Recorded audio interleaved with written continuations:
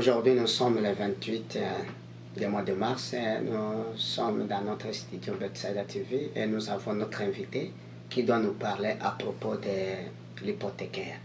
Je ne peux pas prendre sa place pour qu'il puisse se présenter. Lui-même, il doit se présenter. Il est qui et qu'est-ce qu'il est en train de faire? Vous êtes le bienvenu, Mr. Cheikh. Merci beaucoup. Mon nom est Cheikh Souma. Je suis courtier hypothécaire chez Multiprêt. Mon rôle à moi, c'est d'aider la communauté à pouvoir obtenir des prêts hypothécaires, c'est-à-dire le financement d'une propriété résidentielle. Ça peut être aussi une propriété commerciale ou aussi un bloc appartement de 2 portes, 3 portes et 4 portes et plus. Donc, en somme, c'est ce que je fais. Et j'ai été invité pour qu'on puisse me poser certaines questions et que je vais y répondre au mieux de ma connaissance. Et cela pourra aider certaines personnes, des outils, à pouvoir un peu comprendre ce domaine qui est l'hypothèque, les prêts hypothécaires. Vous venez de l'attendre, notre frère. C'est notre frère qui est en train de travailler pour cela. Mais monsieur, il y a une petite question avant qu'on puisse développer de plus. Pourquoi tu t'es intéressé d'être un hypothécaire? Qu'est-ce qui t'a intéressé de ça? Bon, moi, au départ, j'avais étudié au niveau des sciences. Et j'ai fait un bac en géologie. Qui n'est pas vraiment dans le domaine des finances. Qui est un peu différent. Celui qui a fait la géologie et les finances. Les finances. Ce sont des choses différentes. C'est différent. Et j'ai travaillé pour le ministère de l'Environnement. J'ai aussi travaillé pour la ville de Montréal, côté environnement. Alors, un jour, je voulais, par curiosité, le domaine des finances m'a comme interpellé. J'étais allé pour suivre une conférence et ça m'a interpellé. Alors, je me suis intéressé et j'ai pris des cours pour pouvoir me mettre en position pour que je puisse quand même mieux comprendre ça. Et c'est de là que c'est parti. Et quand j'ai terminé mes cours en finance, j'ai eu mon premier emploi chez Industriel Alliance, qui est une compagnie d'assurance et de placement, une compagnie financière, comme conseiller financier. C'est là, en vendant les produits, en proposant les produits financiers à mes clients, ça m'a donné plus la piqûre. Et comme ça a ouvert un peu de portes, quoi. Oui, et ça t'a ouvert un peu des idées, quoi. Oui. Donc, ça m'a permis d'avoir cette passion-là. Et qu'est-ce que ça fait? Mon approche, ma façon de faire, ça a plu à certaines personnes. Et la banque est venue me chercher pour que je puisse travailler pour eux. En quittant dans l'Alliance, là où tu travaillais, et tu t'es trouvé à la banque. Oui. Et à la banque, tu as travaillé combien d'années? J'ai travaillé à la banque pendant 7 ans en tout, mais dans le domaine hypothécaire. Hypothécaire. Oui. Je faisais que des prêts hypothécaires pour la banque et ça m'a permis d'avoir beaucoup de contacts. Et beaucoup d'idées aussi, ça a ouvert beaucoup de portes et beaucoup de connexions. Mais qu'est-ce qui t'a fait, et quand tu as commencé à être un autonome, ça a commencé quand? Pour que tu sois autonome. Après la banque, tu as travaillé 7 ans à l'Alliance. Quand tu as commencé maintenant d'être ton autonome, patron. Oui, parce qu'à la banque, ce qui arrive, chaque banque a ses règles. Et la règle qui s'applique ici pour telle est différente de l'autre. Donc j'avais des clients qui venaient me voir. À l'époque, on ne tenait pas compte des allocations familiales. Alors qu'il y a certaines banques qui acceptaient ça. Donc ces clients-là, je ne pouvais pas les aider. Quand ça trouve que les ratios d'endettement étaient trop serrés, pour aller chercher peu plus de capacité, les allocations venaient aider. Mais comme ça devient au secours. Oui, mais comme la politique. Quand il travaille à la banque, c'était un peu bloqué, quoi. Oui, en fait, la banque n'acceptait pas. À cette époque. N'acceptait pas, oui, à cette époque-là, n'acceptait pas les allocations familiales. Ouais. Alors, les clients partaient voir un concurrent, le plus souvent la Caisse des Jardins, qui les acceptait et les dossiers passaient. Donc, quand tu vois ça, et puis bon, tu te dis, ben... C'est des idées, pourquoi ils refusent le deal, or que si je serais capable... C'est leur politique, c'est leur politique, chaque banque a sa politique. Donc, je me suis dit, mais pourquoi ne pas travailler avec toutes les banques que de travailler avec une seule? Donc, en travaillant avec toutes les banques, ça va me donner plus d'opportunités. Et aussi aider aussi les ma communauté. Oui, à aider les gens. Donc, c'est comme ça que j'ai eu cette idée, cette piqûre pour aller vers le courtage hypothécaire. Ouais. Est-ce que c'est toi celle qui est le patron ou tu travailles à... Non, je suis mon propre patron. Je suis en collaboration avec Multiprêt. Ok. Et tu as commencé quand? J'ai commencé avec Multiprêt, ça va faire 1 an maintenant. Okay. Bon, maintenant, dis-nous, les gens ils vont écouter de vous comme notre frère qui vient de l'Afrique. Quel est le critère pour qu'une personne qui puisse avoir une maison? Parce qu'il y a des gens qui se posent des questions. Comment il a acheté une maison? Quels sont les critères qui peuvent nous faire donner l'accès à acheter une maison? Ok. Le critère numéro 1 pour l'achat d'une maison, une propriété, d'abord, il y a l'employabilité. Il faut que la personne ait un emploi stable, qui travaille. Ça, c'est un critère très important. Un bon travail permanent. Oui, un travail permanent, c'est-à-dire un emploi permanent qui lui donne la capacité de subvenir à ses besoins. Le deuxième critère, le plus important, qui suit, ça c'est au niveau du bureau du crédit. Il faut que la personne ait un très très bon bureau de crédit. Le bureau de crédit nous montre comment cette personne-là vit sa vie. Parce que tout est détaillé là-dedans. Quand on regarde un bureau de crédit et qu'on voit des gens qui sautent des paiements, qui ne sont pas fréquents, qui sont tout le temps en retard, tout est inscrit. Donc, on peut facilement comprendre c'est quel type de personne à qui on a affaire. On les qualifie à partir des bureaux d'Equifax. Oui, d'Equifax. Il y a des pointages au niveau du bureau de crédit. Et la note que les banques aiment, veulent voir, c'est 680 et plus. Quand quelqu'un est en bas de ça, il y a un type de calcul aussi qu'il faut qu'on fasse. Mais on va tenir compte de ce qui est écrit à l'intérieur du bureau. Oui, puisque c'est un livre qui parle. Ça veut dire beaucoup de choses.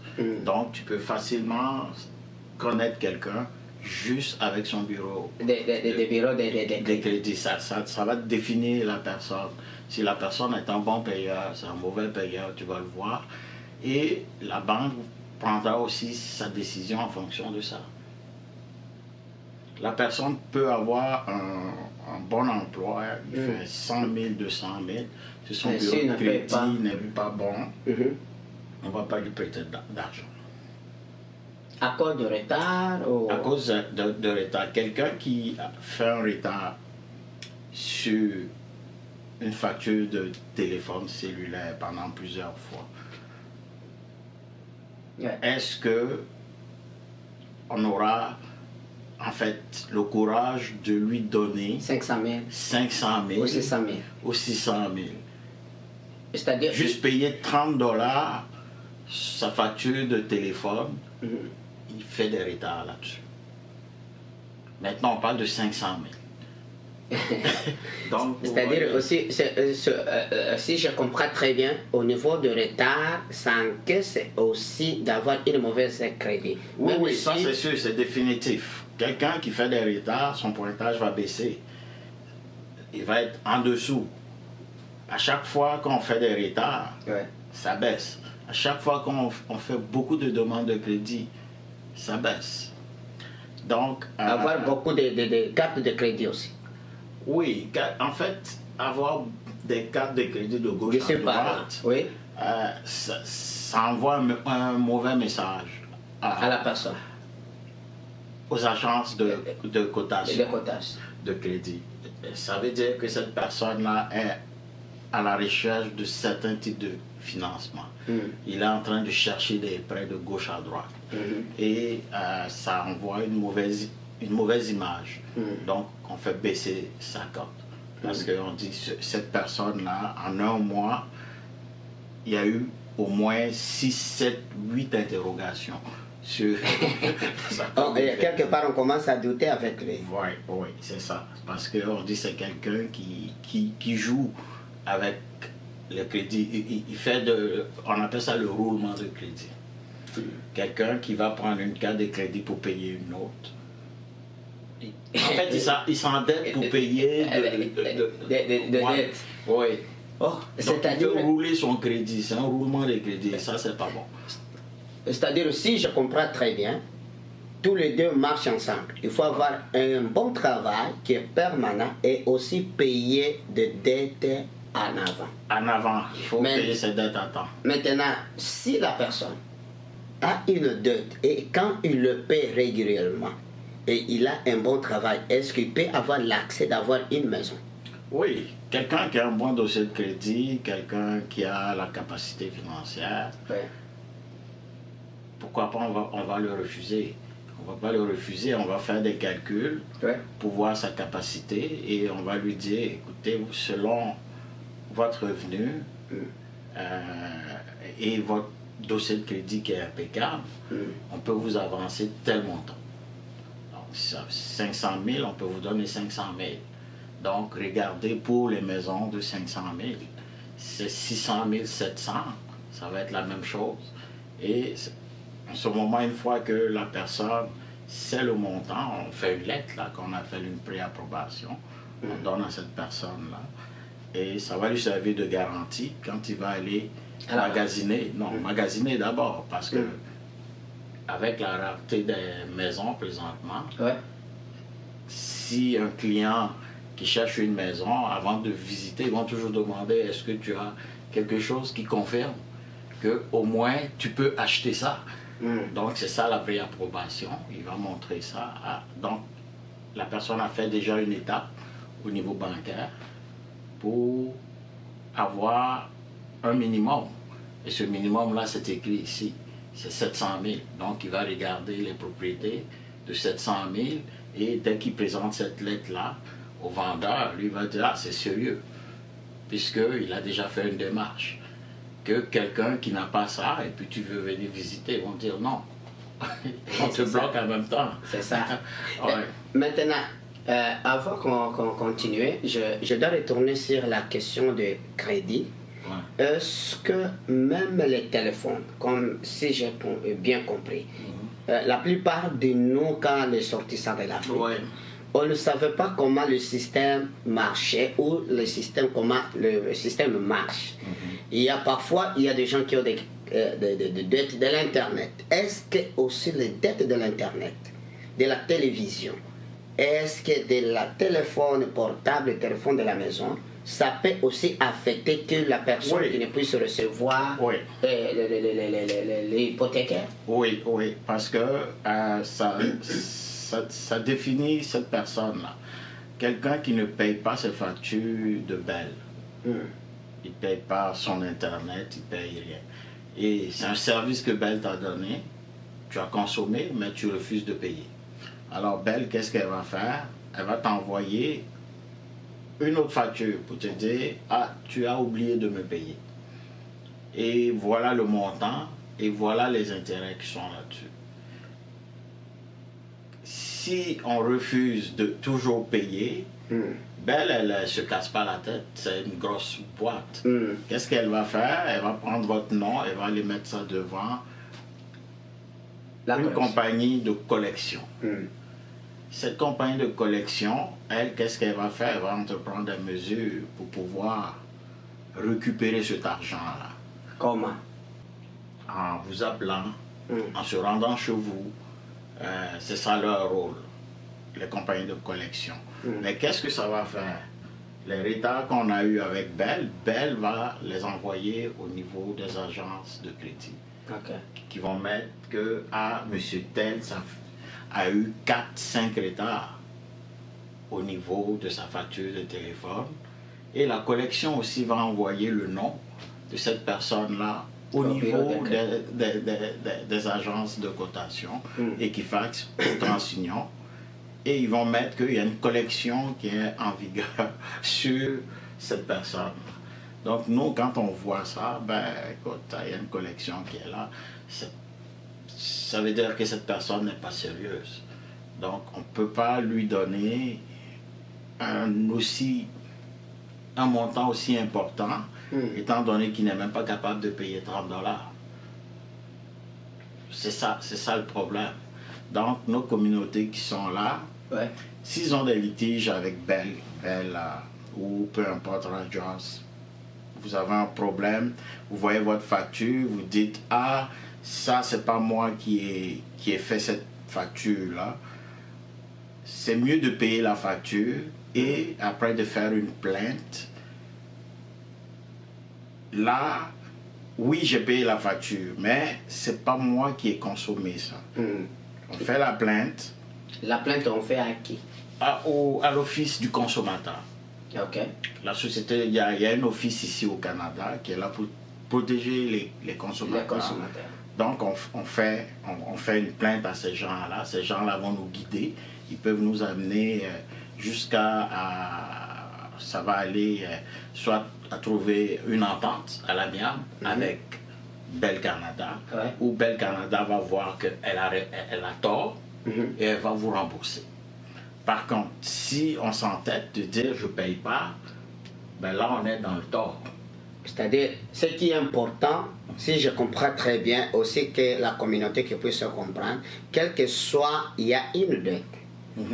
Ce qui est important, il faut prendre une attente. Même si c'est 5 000, 6 000, mais si vous le voyez, il est en train de le payer comme il faut. Ça ne peut pas affecter quelqu'un qui ne puisse pas avoir une maison. Si je comprends très bien. Oui. Il faut quand on a une facture à payer, ça prend toujours une entente. Mais si on s'entête, on dit on ne paye pas, là il y a un problème. C'est là où ça crée des problèmes. Mais la plupart de nous maintenant, nous c'est ce que nous avons notre système que nous voulons. Il y a certains de nous, ils ont engagement à Bell, ils ont déjà aboli ça, ils n'ont pas encore fini à payer. Il y a d'autres qui ont des problèmes avec Rogers, avec Fido. Avec la plupart, il se retrouve, il a un grand paquet de dettes. Qu'est-ce que tu peux les aider? Parce que avec vous, notre confrère, tu es dans le système hypothécaire. Peut-être il y a certaines choses que tu peux nous révéler et aussi que ça puisse motiver aussi notre communauté et d'autres gens qui n'ont pas de votre communauté. Les gens là, qu'est-ce que tu peux les aider? Bon, les gens qui ont des dettes de gauche à droite et qui sont en suspens, on appelle ça des dettes en suspens. La dette est là, puis on refuse, soit on veut pas la payer ou on n'a pas l'argent pour payer la dette en intégralité. Alors c'est d'appeler la compagnie et de faire une entente. Une entente de paiement sur 12 mois, 24 mois, elle est ouverte parce que elle, tout ce qu'elle veut, elle veut se faire rembourser. Elle veut son argent. C'est ça. Donc, on peut faire cette entente-là pour pouvoir payer petit à petit. C'est mieux ça que de ne pas payer. Maintenant, pour quelqu'un dont le bureau de crédit est sale, c'est-à-dire il y a beaucoup d'emprunts, beaucoup de retard, sa cote de crédit est mauvaise et autres, cette personne-là, il y a des gens qui sont spécialisés pour le nettoyage du bureau de crédit. Supposons que j'ai connu une phase difficile. J'avais un emploi, tout était bon, je payais tout le temps et j'ai perdu mon emploi. Je ne peux plus payer. Donc, ça fait que ma cote de crédit a baissé parce que je paye plus, je suis plus capable de payer compte tenu de la situation qui arrive à la personne. Et puis, ça va comme ça et après quelques mois, bon, ma situation s'est améliorée, j'ai eu un nouveau travail. Là, tout va bien. Je veux m'acheter une maison, mais ma cote de crédit est à 500. Parce que, à cause de ce qui s'est passé auparavant. Donc, ces personnes-là, il y a des gens qui peuvent les aider pour modifier, nettoyer, comme on appelle nettoyer le bureau de crédit. Il y a aussi des petites actions que cette personne-là pourrait faire. Si ça trouve qu'il y avait une collection qui existait déjà, qui était là, c'est d'abord de payer la collection. En payant la collection, ils vont mettre que ça a été payé et que c'est zéro. Et de chercher à nettoyer toutes parce que quand on ne paye pas, on fait des retards, il y a toujours des codes qui sont écrits dans le bureau de crédit. Et il y a des gens qui peuvent aider pour pouvoir enlever ça. Parce que ces codes-là, quand il y en a plusieurs, les banques ont peur. Ils n'ont pas confiance dans la personne. Confiance parce que si la personne n'était pas capable de payer ce montant, c'est ça. Combien de fois de 500 000, 600 000, 700 000, ça peut être un peu difficile pour la personne de payer. C'est ça. En fait, qu'est-ce que ça fait? Ça prouve que cette personne, c'est un délinquant. On appelle les délinquants économiques. C'est accéléré parce qu'ils ont besoin de moi. Donc, on peut aider ces personnes-là à nettoyer leur bureau de crédit. Ok. C'est-à-dire, quand on nettoie, tout va bien. J'aimerais dire à nos communautés d'éviter, c'est ce qui est important, si je comprends très bien, d'avoir des dettes d'ici par là. Et si il faut regarder, avant de faire quelque chose, de s'emballer, de prendre des crédits, il faut regarder votre revenu. Et aussi ne pas oublier, parce que quand nous avons beaucoup de crédits, ça fait aussi affaiblir aussi même le revenu. Oui, parce que on qualifie les gens selon... On tient compte de toutes les dettes que les gens ont. C'est un ratio, c'est-à-dire dette versus revenu. Ce qui sort et puis ce qui rentre. C'est comme ça qu'on fait les calculs. Donc, si ce qui rentre est peu par rapport à ce qui sort, on ne peut pas vous donner un prêt. Parce que vous dépensez beaucoup. Par plus rapport à ce qui rentre. Donc, vous dépensez plus que votre revenu. C'est comme quelqu'un qui dit qu'il a faim, mais il passe son temps qu'à manger et au fond, il est rassasié. Mais dès qu'il voit bouffer, il veut manger. Donc, il a le ventre beaucoup plus plein. La ventre, ça sera bédonnant. Voilà. Donc, c'est la même chose. Ce qui rentre doit être supérieur à ce qui sort.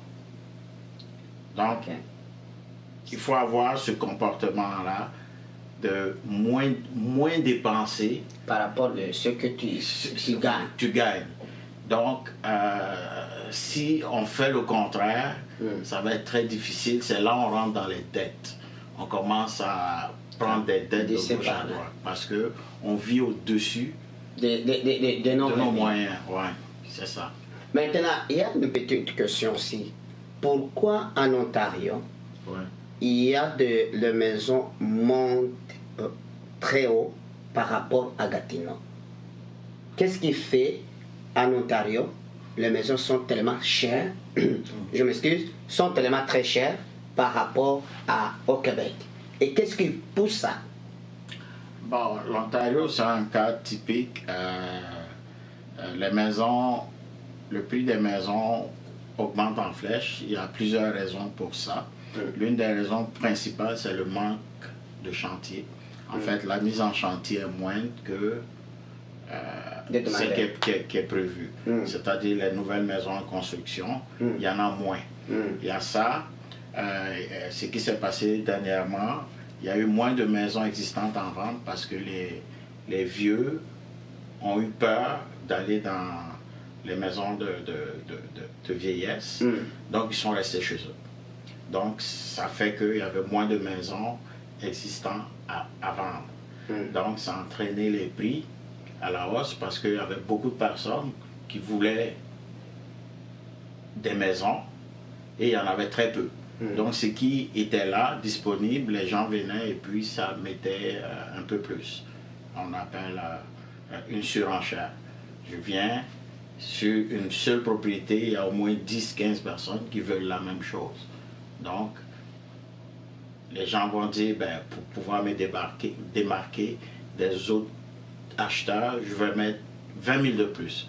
On va dire, je mets 50 000 de plus. Ça demande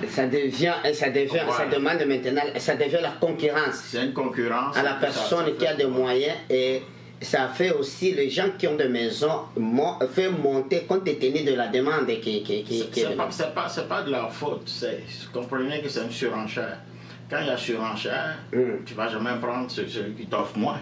C'est ça. Tu prends toujours celui qui t'offre plus.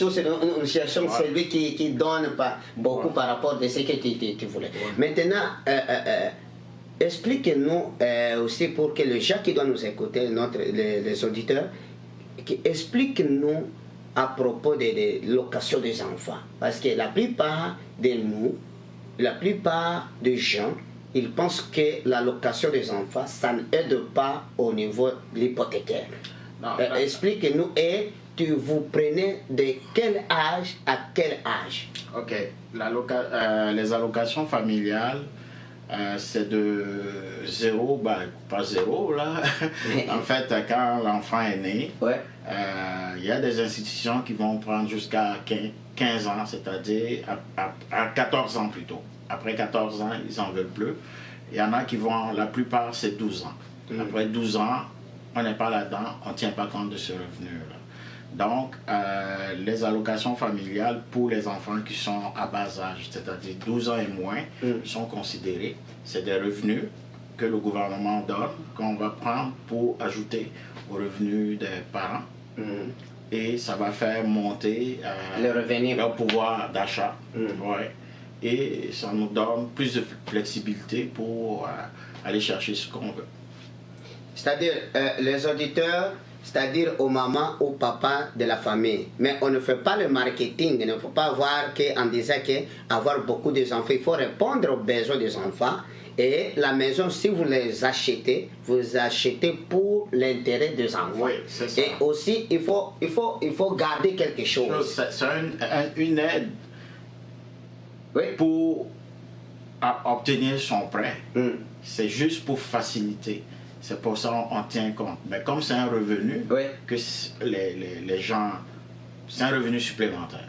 Parce que le gouvernement le donne à chaque mois. Chaque mois, oui. Et c'est garanti, c'est là. C'est permanent. Pas permanent, il y a une durée. Oui, c'est permanent, on peut dire, dès les premiers, à la naissance de l'enfant, jusqu'à 12 ans, selon ce que tu viens. Oui. Et maintenant, en passant par là, est-ce que c'est tout le banque présentement? Parce qu'avant, tu nous as dit, quand tu travaillais dans une banque, il y avait certaines banques qui acceptaient la location des enfants. Est-ce que présentement, en 2022, est-ce que toutes les banques acceptent toutes les banques acceptent présentement. Ok, nous sommes presque à la fin de notre émission, mais quel message que tu peux dire à tes clients et à nos communautés? Et aussi, peut-être tu peux avoir besoin d'avoir ton adresse, où est ton bureau, où est le numéro de téléphone. Mais ne pas oublier, le numéro de téléphone est là. Si vous avez besoin, vous pouvez me contacter et je vous donnerai le numéro de téléphone. Mais il peut vous donner aussi son adresse, même peut-être il a un site internet, vous pouvez le rejoindre, mais il vous donnera ça. Vous êtes le bienvenu pour... Ok. Bon, moi je suis au 251 boulevard Saint-Joseph, à Gatineau. C'est le bureau est là-bas, mais j'aime beaucoup travailler de la maison présentement. Compte tenu de la situation de la pandémie. Et ça a permis à ceux que, bon, c'est habitué à travailler à la maison. Et il y a un autre phénomène qui vient, c'est le prix de l'essence qui commence à grimper. Ça nous encourage toujours à rester à la maison. Ça contribue aussi des éléments de travail à la maison. C'est-à-dire quand tu sors pas le programme. C'est ça. Donc pour me voir, c'est assez simple. Il suffit d'aller sur le site de Multiprêt et vous tapez mon nom, Cheikh Souma. Vous allez me voir tout de suite. Ou vous rentrez dans Google, vous tapez Cheikh Souma, courtier hypothécaire. Je vais sortir, j'ai un site que Multiprêt a fait pour moi. Donc, j'ai aussi mon numéro. Vous pouvez m'appeler au 613-276-6958. Je vais répondre et je vais pouvoir vous guider, vous aider à pouvoir atteindre votre but, votre rêve. Donc, c'est tout ce que je peux vous dire et je serai là à l'écoute. Merci beaucoup. Nous sommes presque à la fin de notre émission avec M. Souma, notre hypothécaire, notre frère, et il a besoin de notre soutien. Parce que aussi pour que son travail puisse aller loin, il a besoin qu'on puisse le contacter. Il a beaucoup de banques qui peuvent... il peut te connecter. C'est-à-dire, il ouvre les portes à toutes les communautés. Ce n'est pas seulement la communauté africaine, c'est toutes les communautés. Si tu as besoin, au lieu de passer à la banque, parce qu'à la banque, je pense qu'il peut y avoir peut-être beaucoup de taux, si je ne me trompe pas. Oui, mais il faut aussi éclaircir ça aussi, parce que aussi, c'est une petite chose, il faut épingler à la personne qui s'envoie directement à la banque et à la personne qui s'envoie à partir de toi. Quelle est la différence a-t-il à la banque et c'est le service. Moi, j'offre un bon service à mes clients. Ouais. Je les aide, je les dirige et en fonction du dossier, je vais orienter le dossier vers l'institution qui va pouvoir mieux les servir. Donc, faire affaire avec un courtier, c'est pas forcément que c'est meilleur, mais c'est se donner beaucoup plus de chances d'obtenir ce qu'on veut, c'est-à-dire avoir notre prêt, parce que je travaille avec 21 institutions financières. Toutes les institutions qu'on connaît, les banques traditionnelles, plus certains que les gens n'ont jamais entendu parler de nom. Je travaille avec eux. Et les plus gros prêteurs, ce ne sont pas les banques qu'on voit sur pignon de rue. La plupart sont des banques virtuelles qui sont les plus gros prêteurs en prêt hypothécaire. Ils sont spécialisés là-dedans. Les taux on ne le voyait pas, nous on ne peut pas le voir, mais vous le voyez. Oui. C'est ça l'important, c'est de vous voir. Voilà, le taux d'intérêt est moins coûteux quand on veut partir, alors qu'avec une banque traditionnelle, quand on veut mettre fin à son contrat, ça peut nous coûter beaucoup plus cher. Donc il y a beaucoup d'éléments comme ça qu'il faut prendre en ligne de compte. Et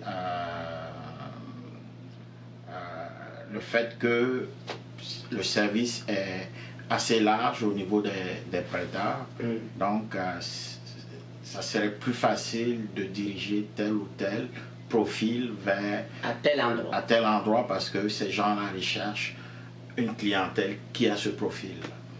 Merci. Je pense que vous avez écouté et nous sommes presque à la fin de notre émission. Nous voulons que le temps que vous écouterez cette émission, vous pouvez le partager, vous pouvez subscribe. L'émission a été présentée par Jacques Ilambo et nous étions ensemble avec notre confrère qui travaille dans l'hypothécaire. Comme il vous a dit, comme il nous a dit nous tous, si nous avons besoin de lui, on pouvait le contacter. Il travaille, son bureau se trouve à Saint-Joseph, à Gatineau. Et si vous avez besoin de lui, tu peux aller même au niveau de l'internet, Google, tu dois trouver son nom.